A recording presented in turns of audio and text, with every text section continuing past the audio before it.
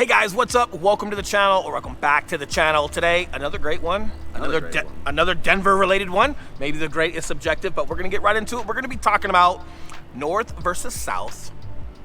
What's it look like? Which one's better? Yeah. I'm a little subjective to an area. However, it's all gonna be subjective to what you're in it for. But either way, let's dive into it. Let's talk about it. Here we go. Let's go, guys. Already said here we go. Already said here we go. Yeah, but I say let's go. See, we're nice in Denver.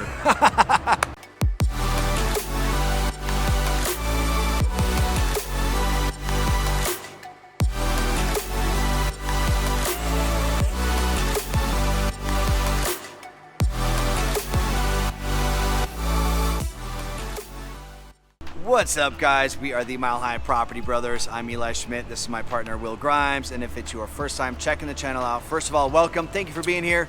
While you're here, hit that subscribe button along with the notification bell, because every Tuesday, every Thursday, we're dropping a new video just like this one, breaking down everything there is to know about moving to or living in the Denver, Colorado area. Correct, and we are licensed brokers in the state of Colorado, which means as much as we love making these videos, we would love more to help you with your real estate needs. So that number popping up are the guys who answer the phone calls and the text messages, also the guys who answer the emails. So if there's something we can do for you on this video or any other video, please reach out. We'd be happy to help you. But let's get right into it. Let's talk about Denver Metro North. So we're not gonna be going so far north into like Fort Collins or anything like that, or way super south below Colorado Springs. We will touch on the Springs a little bit, but we're gonna be talking about north versus south in regards to like your Denver Metro, right? So like your Thornton, ARVADA areas down to like Highlands Ranch, Southeast Aurora, Castle Rock, some of the Springs, but really just giving you guys not so much pros and cons, but just what do the differences look like, and hopefully helping you guys, whether you're making your decision as far as like if you've committed to Colorado, like where do you want to be in regards to the Denver Metro area, helping you out with some of those questions.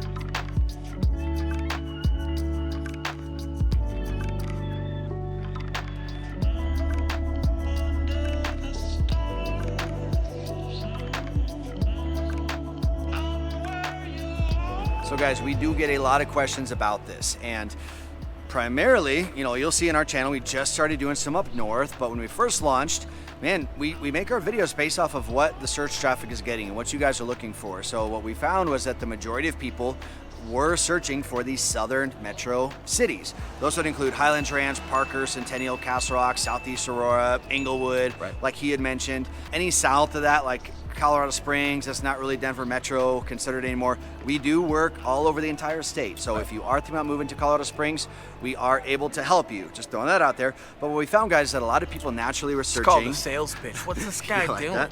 I know. What we were finding was that you guys were naturally searching more southern side. And I would say the majority of our business is down there. We do live down there as well, so maybe there's a little bias. However, we do quite a bit up north as well. So really in this video, to dive into the big basics of that, let's say we cover down south cities. Up north, and this isn't going to be all of them, it's going to be your Longmont, Thornton, Westminster, Superior is like right inside of Boulder County, but it's not quite into the heart of Boulder. Yep. And it's still an easy commute. But Superior was actually graded one of the happiest places to be in Colorado. I think it was number 1 and number 3 overall. I love Superior. You've got Boulder County Schools, which is an A+, one of the highest grades in Colorado, period.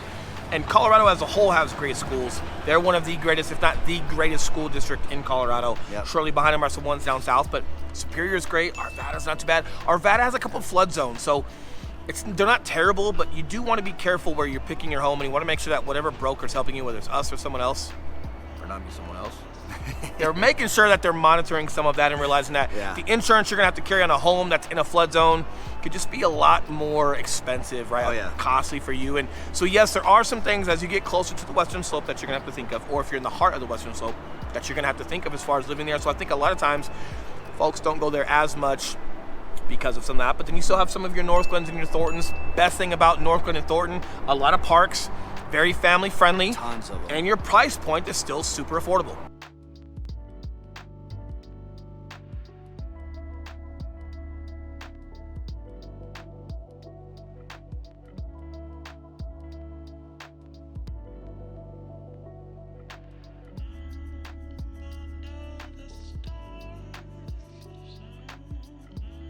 Yep. Yeah, by far, guys, you're going to see, not by far, but by a margin, you're gonna see more affordability up in the northern side. And part of that is because so much of that was previously just a lot of industrial, a lot of commercial, a lot of farmland. So now with Colorado, and really it's not just now, it's been the past 10 years, they've really been starting to build up there. Your Commerce Cities, your Brightons, your, what's that other, Reunion in Commerce City. So those are getting a little bit more northeast, almost more east than north, but let's mention them. Honorable mentions, Brighton, Reunion, definitely worth looking at, especially if you're trying to keep your price point a certain spot, but you want to be a close distance to the airport because you commute a lot for work or whatever may be. Some great spots. Down south, you're going to be not significantly more, but probably $75,000 to $125,000 more when you get into like the Southeast Auroras and the Highlands Ranches. Benefit to those is you guys are right on that 470 corridor. So like, for example, I live in Southeast Aurora.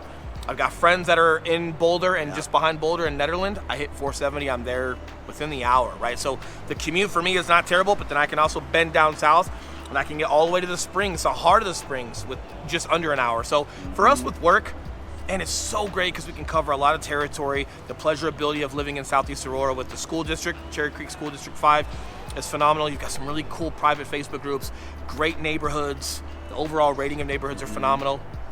I'm there. I'm not sure if as I'm catching my breath throwing out points, maybe I haven't mentioned that. If you want to hang out with me, like Southeast Aurora tends to be a great spot, but Highlands Ranch is very similar. Yeah. Parker a little bit smaller. It's got a really cool main street. A lot more established neighborhoods down there. If you're looking for established suburban homes, big community centers, established communities where not everybody's in a new build, it's going to be down south. It's going to be and I would say down south in my mind kind of starts at Littleton, down to Highlands Ranch, down to Parker, Castle Rock, and then back up to Centennials and Southeast Auroras. Correct. North, I would say, would be that top half, maybe from like Lakewood up and over from Central Aurora to North Aurora. Correct. And everything that kind of encompasses the north side. As far as like commutes, you know, like you've got the light rail that's expanded up north. You've also got the light rail that's expanded down south. So you're kind of a draw there. Like it really just comes down to like how important are school districts, how important are your price points, and where you want to be in the commute and pleasurability. And some people, if they're going to the mountains a lot, they just want to be closer to that western slope and they want to be within 30 minutes. Yeah, that north to northwestern side, or maybe Brighton. Even a Highlands Ranch on the south side isn't bad. You're pretty dang close to the mountains over there. Yeah, because you've got C470. If you guys are looking at a map right now, you probably are because we edited it in. C470 will bring you right back around there as well. So super preference.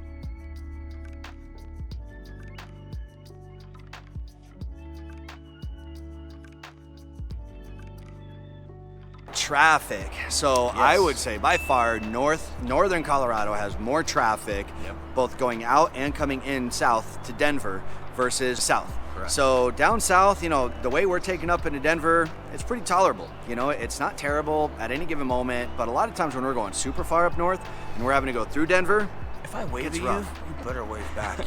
You're being nosy. And I wave at you, you better wave back. Oh, that's funny. Yeah, side note.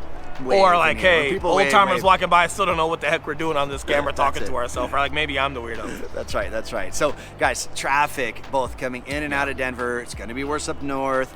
I'm not really sure why that is. You know, maybe because again, you don't have a 470 where a bunch of people are able just to peel off and lighten the traffic load.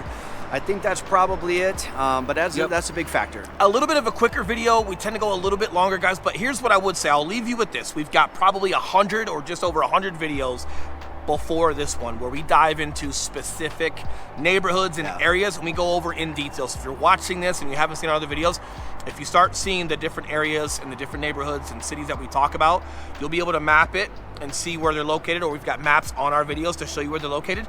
Just binge watch them and go over all the detail that you can possible, because everywhere we've covered, we go over in detail and we talk about pros and cons and different options that you have out there. So really, I think if you're committed to Denver, man, it's like splitting hairs trying to find some negatives, or if north is better than south. I think depending on where people live right now, it's subjective too. Like, we've got friends that are up north and they like it. Their work is there. I've got some firefighter friends that are up north.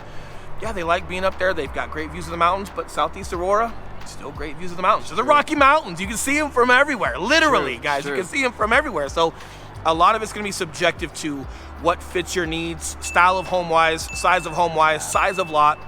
school districts, commutes. There's so much to turn over. I think a lot of that, guys, is where we can help you with your personal questions and your needs that you guys have to have coming here, and allowing us to be those experts and just narrow down some great spots for you. But binge watch those. If you got questions, yes, we would love to hear from you more than we love making these videos, because we are licensed brokers in the state of Colorado. So that number popping back up below. We are the guys who answer the phone calls and the text messages and the emails. But man, this one is super open-ended. There's a lot of dynamics to finding that right spot for you. We would absolutely love to help you guys with those decisions. So binge watch, binge watch, binge watch, subscribe, like. So many call to action. And we'll see you guys on the next video. See you guys.